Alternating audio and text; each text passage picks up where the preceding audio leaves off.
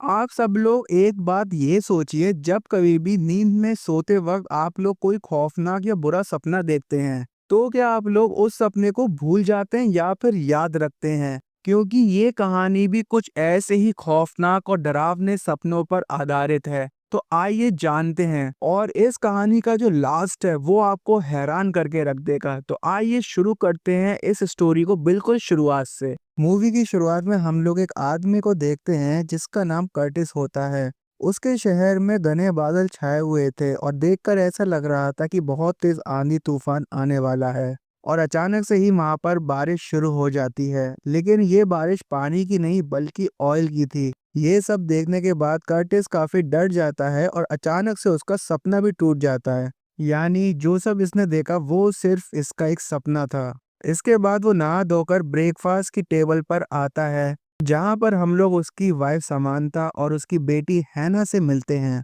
Curtis जो था वो एक कंस्ट्रक्शन वर्कर था और उसकी वाइफ एक बुटीक में काम किया करती थी। अब ये लोग हर वीक में 3 दिन हैना के स्कूल जाते हैं, क्योंकि वो बोल नहीं सकती थी। और अपनी बेटी हैना के साथ बातें करने के लिए ये लोग साइन लैंग्वेज सीख रहे थे। और इसी के साथ ये लोग अपनी बेटी का भी ट्रीटमेंट करा रहे थे। और इसी के साथ साथ कर्टिस की वाइफ एक वेकेशन भी प्लान कर रही थी। और इस वेकेशन के लिए उसी ने ही अपनी मेहनत से बहुत सारे पैसे जोड़ कर रखे थे। कर्टिस ने अपने घर में बहुत सारा भंगार का सामान रख रखा था, क्योंकि उसे लगता था कि उसके शहर में बहुत बड़ा डिस्ट्रक्शन होने वाला है।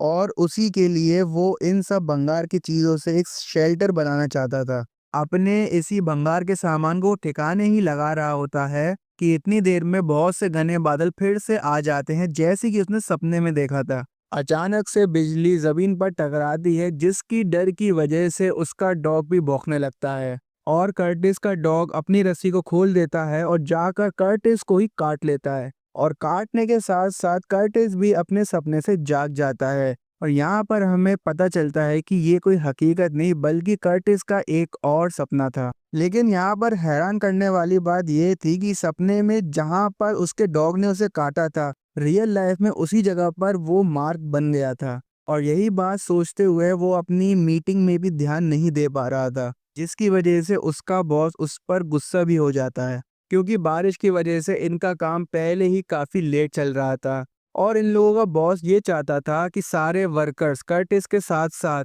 ज्यादा काम करें और कम समय में सारे कॉन्ट्रैक्ट्स को कंप्लीट कर दें। अब मीटिंग खत्म होने के बाद ये सब लोग अपने अपने काम के लिए चले जाते हैं। कर्टिस जब काम कर रहा होता है तब वो देखता है कि आसमान में परिंदे काफी अलग तरीके से उड़ रहे हैं। ये बात जाकर वो अपने दोस्त से पूछता है कि क्या तुम्हें आसमान में कोई परिंदे नजर आ रहे हैं। उसका दोस्त बोलता है कि मुझे तो खैर कोई परिंदा नजर नहीं आ रहा। इससे कर्टिस ये समझ जाता है कि ये सारी स्ट्रेंज चीजें सिर्फ उसी को नजर आ रही हैं।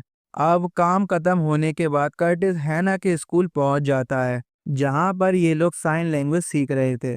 अब इसके बाद ये लोग स्कूल से अपने घर के लिए निकलते हैं, जहां पर रास्ते में बारिश शुरू हो जाती है। और हैरान करने वाली बात ये थी कि ये बारिश पानी की नहीं बल्कि ऑयल की थी। और इसी बारिश की वजह से कर्टिस के सामने का विजन भी ब्लर हो जाता है। और ब्लरीनेस की वजह से सामने कुछ साफ साफ नहीं दिखता, और इसी वजह से इनकी गाड़ी का एक्सीडेंट भी हो जाता है। और इस एक्सीडेंट की वजह से कर्टिस की नाक से खून निकलने लगता है। अब इससे पहले कि ये लोग कुछ कर पाते, अचानक से कर्टिस की गाड़ी के विंडो पर कोई जोर जोर से मारने लगता है। और गाड़ी की विंडो को तोड़ने के बाद वो कर्टिस की बेटी को बाहर निकाल लेता है। कर्टिस अपनी बेटी को बचाने की कोशिश करता रहा, लेकिन वो आदमी उसकी बेटी को वहां से ले गया। और जब भी हम लोग देखते हैं कि उसका सपना दोबारा से टूटता है, और हमें ये पता चलता है कि ये इसका एक और सपना था। और इस बार तो कर्टिस भी अपने ख्वाबों से काफी परेशान हो चुका है। अब कर्टिस को ऐसा देखकर समांथा भी काफी परेशान हो जाती है, लेकिन कर्टिस कहता है कि तुम ज्यादा इसके बारे में फिक्र मत करो। इसके बाद समांथा अपनी बेटी को लेकर स्कूल चली जाती है। और जैसी इसकी वाइफ चली जाती है तो ये काम पर लग जाता है। सबसे पहले बाहर जाकर डॉग हाउस के आसपास फेंसिंग कर देता है, क्योंकि उसने ख्वाब में देखा था कि इसी डॉग ने इसे नुकसान पहुंचाया था। जब वो ये सब कर रहा होता है तो उसे भंगार सामान के पास एक बेसमेंट का डोर नजर आता है। जब वो उस बेसमेंट के अंदर गया तब कर्टिस को एक आइडिया आया शेल्टर बनाने का। लेकिन शेल्टर बनाने के लिए कर्टिस को काफी सारे पैसों की भी जरूरत थी। शाम को जब समांथा वापस घर आती है तो वो कर्टिस को ये दिखाती है कि उसने वेकेशन पर जाने के लिए काफी पैसे इकट्ठा कर रखे हैं। कर्टिस उससे ये पैसे मांगना तो चाहता था लेकिन मांग नहीं पाया, क्योंकि समांथा ने ये काफी मेहनत कर कर और खुद के बलबूते पर ही ये पैसे कमाए थे। अब अगले दिन इनके शहर में बहुत बड़ा तूफान आ जाता है ना। बड़े मजे से खिड़की पर खड़े होकर तूफान को देख रही थी। लेकिन जब कर्टिस अपनी बेटी हैना के पास आता है तो वो देखता है कि विंडो के बाहर से उसकी बेटी हैना को कोई देख रहा है। उसके इरादे कुछ सही नहीं लग रहे थे, इसलिए कर्टिस अपनी बेटी को उठाकर वहां से दूर चला जाता है। अब ये आदमी उनके घर का जोर जोर से दरवाजा पीटने लगता है। अब देखते ही देखते पूरे घर में भूकंप सा आने लगा और इनका पूरा सामान इधर उधर गिरने लगा। अब एकदम से इसकी आंख खुली और ये भी कर्टिस का एक सपना ही था। लेकिन इस सपने से कर्टिस इतना डर गया था कि उसका बेड पर ही टॉयलेट निकल गया। अब इसी बीच समंथा इसके कमरे में आती है, क्योंकि आज इन दोनों को चर्च जाना होता है। कर्टिस कहता है कि सॉरी, आज मैं तुम्हारे साथ चर्च नहीं जा पाऊंगा, तुम अकेले ही चली जाओ, तुम ज्यादा फिक्र मत करो, है ना कि उसे मैं हैंडल कर लूंगा। अब समांथा उसकी बात मानकर चर्च के लिए चली जाती है। उसके जाने के बाद सबसे पहले वो अपनी बेडशीट को चेंज करता है और हैना को लेकर एक लाइब्रेरी के लिए निकल जाता है, जहाँ पर वो अपने बीमारी और अपने सपनों के बारे में सर्च करता रहा, लेकिन वहाँ पर उसे कुछ खास मिला नहीं। इसके बाद कर्टिस और हैना एक ग्रोसरी स्टोर में जाते हैं, जहाँ पर ये लोग काफी सारी शॉपिंग करते हैं। अब अगले दिन कर्टिस अपनी बीमारी को जानने के लिए एक डॉक्टर के पास पहुंच जाता है और वो डॉक्टर को बताता है कि पिछले 4 दिन से मुझे नींद नहीं आती। लेकिन डॉक्टर कहता है कि ये तो कोई बड़ी बात नहीं है। लेकिन कर्टिस उनसे ये कहता है कि असल वजह नींद आना नहीं बल्कि कुछ और है। जब मैं सोता हूँ तो मुझे काफी सारे अजीब से सपने आते हैं, और जब सपना खत्म हो जाता है मैं उन सब चीजों को जब भी फील करता हूँ, जैसे कि सपने में मुझे डॉग ने बाइट किया था और उस दर्द का फील मैं अभी तक कर रहा हूँ। अब डॉक्टर को यहाँ पर लग गया कि कर्टिस को कोई मेंटल इश्यूज हैं। यहाँ पर वो उससे कहते हैं कि मैं तुम्हें अभी के लिए कुछ मेडिसिन दे रहा हूँ और इन मेडिसिन से तुम्हें काफी अच्छी नींद आ जाएगी, लेकिन तुम यहाँ से जाओ और किसी साइकाइट्रिस्ट को जाकर मिलो। अब दूसरी तरफ हम लोग देखते हैं कि समांथा किसी इंश्योरेंस कंपनी में थी, क्योंकि ये कर्टिस की जॉब से जो इन्हें हेल्थ इंश्योरेंस मिला हुआ था उससे वो अपनी बेटी हैना का इलाज करवाना चाहती थी, और समांथा की ये रिक्वेस्ट लकीली अप्रूव भी हो जाती है। अब इसी बीच जब कर्टिस मेडिसिन लेने के लिए दुकान पर जाता है तब उसे पता चलता है कि ये सारी दवाइयाँ उसे फ्री मिल रही हैं, और ये सुनने के बाद कर्टिस काफी खुश हो जाता है। और दूसरी तरफ समांथा भी काफी खुश थी। वो कर्टिस को बताती है कि अब हमें ज्यादा पैसे बचाने की जरूरत नहीं है, अब हैना का भी ऑपरेशन हो जाएगा इन्हीं पैसों में और हम लोग एक वेकेशन के लिए भी जा सकते हैं। और ये सब बातें सुनकर कर्टिस भी काफी खुश हो जाता है। अब इसके बाद कर्टिस वॉशरूम में जाकर डॉक्टर की दी हुई दवाइयाँ खाने लगता है, और वो दवाइयाँ खाने के बाद कर्टिस सो जाता है और उसे काफी अच्छी नींद भी आती है। उसे कोई भी ऊट-पटांग सपना नहीं आया था, जिससे कि वो काफ़ी फ्रेश फ़ील कर रहा था। अब इसके बाद वो काम पर चला जाता है और वहाँ पर अपने दोस्त से शेल्टर बनाने की बात करता है। लेकिन अचानक कर्टिस को आसमान में ज़ोर से बादल गरजने की आवाज़ सुनाई देती है। लेकिन जब वो आसमान की तरफ देखता है तो आसमान बिल्कुल साफ होता है। अब ये चीज़ कर्टिस को इतना परेशान कर देती है, जिससे कि उसकी तबीयत खराब हो जाती है और वो उल्टियाँ करना शुरू कर देता है, और वो हाफ डे लेकर अपने घर की तरफ निकल पड़ता है। लेकिन कर्टिस को पैनिक अटैक्स भी आ रहे थे, जिसकी वजह से वो अपनी गाड़ी साइड लगा देता है।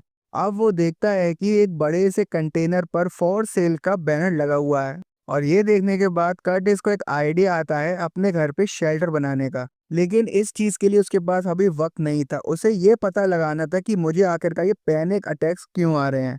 इसीलिए वो अपने मॉम के घर पहुंच जाता है, क्योंकि काफी सालों पहले उसकी मॉम भी इसी बीमारी से गुजरी थी। उन्हें भी पैनिक अटैक्स आते थे और अजीबोगरीब चीजें भी दिखती थी, और इसी के चलते कर्टिस की मॉम ने अकेला रहना शुरू कर दिया था। कर्टिस और उसके भाई को उसके डैड ने अकेले ही पाला था। कर्टिस ये जानना चाहता था कि ये सब जो कुछ भी उसके साथ हो रहा है वो क्या उसकी मॉम की वजह से हो रहा है, मतलब ये सारी बीमारी का जेनेटिकली है। लेकिन इस टाइम पर उसकी मॉम को कुछ भी ध्यान नहीं होता है, और उसकी मॉम को ये तक ध्यान नहीं था कि कर्टिस ही उन्हीं का बेटा है। और इसी के साथ साथ कर्टिस को अपनी बीमारी के बारे में यहाँ पर भी कुछ मालूम नहीं पड़ा। अब अगला रास्ता था साइकाइट्रिस्ट से मिलने का, लेकिन अब कर्टिस की हालत इतनी नहीं थी कि वो कोलंबस तक साइकाइट्रिस्ट के पास जा सके। तो वो डॉक्टर से फ़ोन करके कहता है कि क्या कोई दूसरा ऑप्शन नहीं है। तब डॉक्टर उसे एक कंसल्टेंट से मिलने की सलाह देते हैं। लेकिन जब कर्टिस उस कंसल्टेंट के पास जाता है तो उसे वहाँ पर भी कोई फ़ायदा नहीं होता, क्योंकि वो भी उसे एक साइकियाट्रिस्ट को दिखाने के लिए रेफ़र कर देती है। अब कर्टिस की दिन-ब-दिन हालत ख़राब हो रही थी और उसे लगा कि अब मुझे शेल्टर बना लेना चाहिए किसी भी हालत में। और शेल्टर बनाने के लिए वो अपना घर भी गिरवी रख देता है। अब यहाँ पर उसे पैसे तो मिल गए थे, लेकिन अब उसे कुछ सामान की ज़रूरत थी जिससे कि वो अपने घर के बाहर शेल्टर बना सके। अब इसके बाद कर्टिस अपने दोस्त के साथ मिलकर काम शुरू कर देता है और इसका दोस्त कंपनी की सारी मशीनों को शेल्टर बनाने के लिए ले आता है। लेकिन जब समानता ये सब काम होता हुआ देखती है तो उसी दौरान कर्टिस और उसकी लड़ाई भी हो जाती है। और इसी लड़ाई में समानता को ये भी पता चलता है कि कर्टिस ने एक बहुत ही बड़ा 6,000 का लोन लिया हुआ है। और ये सुनने के बाद समानता और भी ज़्यादा परेशान हो जाती है, क्योंकि पहले ही ये लोग फाइनेंशियली स्टेबल नहीं थे और ऊपर से $6,000 का लोन। अब टेंशन के मारे समानता की हालत काफ़ी ख़राब हो जाती है, लेकिन कर्टिस उसे छोड़कर बाहर चला जाता है और वो वॉशरूम में जाकर वही डॉक्टर की मेडिसिन्स को दोबारा से खा लेता है। लेकिन आज जो ये मेडिसिन्स होती हैं वो कर्टिस पर कुछ काम नहीं करती। उसे एक बहुत ही डरावना ख्वाब आता है जिसे देखने के बाद कर्टिस बहुत ज़ोर-ज़ोर से चीखने लगता है। अब ये सुनने के बाद समानता उठ जाती है और जब वो कर्टिस को उठाती है तो वो देखती है कि उसकी नाक और कानों से खून आ रहा होता है। अब ये देखने के बाद समानता ने जल्दी से एम्बुलेंस को कॉल किया, लेकिन कर्टिस ने अपने आप को पैरामेडिक टीम से चेक ही नहीं करवाया था, क्योंकि उसे ये लग रहा था कि ये सब जो हो रहा है वो सब नॉर्मल है। उनके जाने के बाद कर्टिस ने ये फील किया कि उसकी वजह से समानता काफ़ी परेशान है। इसी को देखते हुए कर्टिस ये फैसला करता है कि आज वो समानता को सब कुछ बता देगा और वो अपने साथ हुई सब चीज़ों को समानता को बता देता है। उसके सपने, उसका दर्द, उसकी नींद, सब के बारे में वो बताना शुरू करता है। अब ये सब सुनने के बाद उसकी वाइफ भी काफ़ी परेशान हो जाती है। अब कर्टिस अगले दिन जब अपने काम पर जाता है तो वो अपने बॉस से एक रिक्वेस्ट करता है कि मेरे दोस्त को दूसरी टीम में शिफ्ट कर दो, क्योंकि उसने एक रात पहले सपने में यही देखा था कि उसकी जान उसके दोस्त की वजह से ही खतरे में आई थी। वापस आते हुए कर्टिस ने 3 गैस मास्क खरीदे अपनी फैमिली के लिए। घर वापस आकर उसने अपने कंटेनर को नीचे शिफ्ट कर दिया, यानी उसने अपना शेल्टर बना लिया है। इसी दौरान कर्टिस का भाई यहाँ पर आता है और उससे कहता है कि तुम जो भी ये सब कर रहे हो वो सब बिल्कुल गलत है। ये सब शेल्टर वगैरह बनाने की कोई भी ज़रूरत नहीं है। लेकिन कर्टिस उसकी भी बात को इग्नोर कर देता है। और उसी रात कर्टिस को एक सपना आता है जिसमें वो देखता है कि उसकी वाइफ पूरी गीली है और किचन में खड़ी हुई एक नाइफ को देख रही है और ऐसा लग रहा था कि वो उस नाइफ से कर्टिस को ही मार दे। कर्टिस उसे इशारे में मना करता है और अचानक से उसकी आंखें खुल जाती हैं। अब ये सपना देखने के बाद कर्टिस काफी डर जाता है और जब कर्टिस सुबह ब्रेकफास्ट कर रहा होता है तब उसे अपनी वाइफ से काफी डर लग रहा था। अब इसी बीच समंता उससे कहती है कि बाहर देखो, तुम्हारे बॉस तुमसे मिलने के लिए आए हैं। उसके बॉस आकर उसे एक बैड न्यूज़ ये देते हैं कि जो कुछ भी उसने सामान इस शेल्टर को बनाने के लिए यूज़ किया था वो इलीगल था और इसी वजह से कर्टिस को वो जॉब से फायर कर देते हैं। अब उसके पास सिर्फ 2 हफ्तों के लिए हेल्थ इंश्योरेंस थी जिससे कि वो अपनी बेटी का इलाज करा सके। कर्टिस अपने बॉस को समझाने की कोशिश करता है, लेकिन उसका बॉस उसकी एक बात नहीं सुनता और वहाँ से चला जाता है। अब ये बैड न्यूज़ समंता को भी पागल कर देती है, क्योंकि पहले ही वो लोग अपना घर नहीं चला पा रहे थे और ऊपर से अब कर्टिस की भी नौकरी चली गई है इस फालतू वजह से। लेकिन उसका जो ये गुस्सा होता है वो सिर्फ टेम्पररी होता है। वो जानती थी कि कर्टिस को मेंटल इश्यूज हैं, तो वो शाम को अपने जमा किए हुए सारे पैसे लेकर कर्टिस के पास आ जाती है और उससे कहती है कि तुम इन पैसों से लोन पूरा कर दो। और साथ ही में वो ये भी कहती है अब हम दोनों को कोई नई नौकरी देखनी चाहिए जिससे कि हम अपनी बेटी का भी इलाज करवा पाएं और तुम्हारा भी, क्योंकि तुम्हें भी एक साइकाइट्रिस्ट की ज़रूरत है, तुम मानो चाहे ना मानो।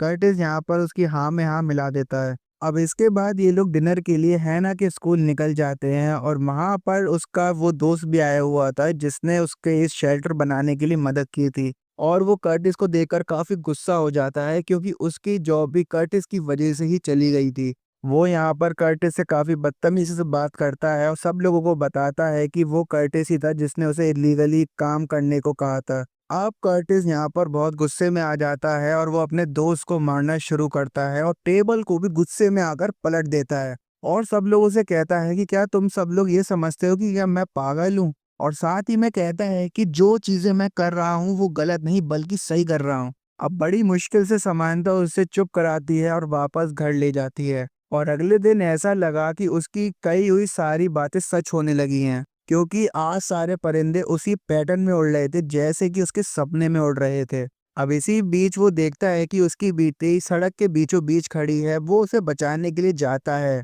और तभी वो देखता है कि सारे परिंदे उसके इर्द गिर्द घूमने लगे हैं। वो बहुत ही मुश्किल से हैना को बचा लेता है। अब अचानक से यहाँ पर एक सायरन बजने लगता है और सायरन की आवाज सुनते ही उसकी आंख खुल जाती है। मतलब ये भी एक सपना ही था, लेकिन इस पूरे सपने में जो बात सच थी वो सिर्फ एक सायरन था, क्योंकि सायरन असली वर्ल्ड में भी बज रहा था। वहाँ के लोग सारे बाहर होते हैं और बाहर एक बहुत ही बड़ा तूफान आने वाला था। अब इस तूफान से बचने के लिए कर्टिस अपनी फैमिली को लेकर अपने बनाए हुए शेल्टर में पहुंच जाता है। और शेल्टर के अंदर कर्टिस अपनी वाइफ और बेटी को वो गैस मास्क भी पहना देता है और खुद भी पहन लेता है। अब ये लोग यहीं पर सो जाते हैं और जब सुबह इनकी आंख खुलती है तो इन लोगों को लगता है कि अब तूफान खत्म हो गया है। लेकिन कर्टिस अब भी बाहर का दरवाजा खोलने से डर रहा था। तो वो अपनी वाइफ को चाबी देता है और उसे कहता है कि तुम जाकर गेट खोलो। लेकिन समांथा उससे कहती है कि तुम खुद दरवाजा खोलो और अपने डर को फेस करो। अब जैसे ही कर्टिस गेट को खोलता है तो वो देखता है कि आसमान बिल्कुल साफ था और उसके जो पड़ोसी थे वो भी बिल्कुल सुरक्षित थे। दिन गुजरते हैं और समांथा कर्टिस को एक साइकाइट्रिस्ट के पास ले आती है। साइकाइट्रिस्ट जो होता है वो कर्टिस की हालत को देखते हुए कहता है कि तुम कुछ दिनों के लिए अपनी फैमिली से दूर हमारे यहाँ एडमिट हो जाओ।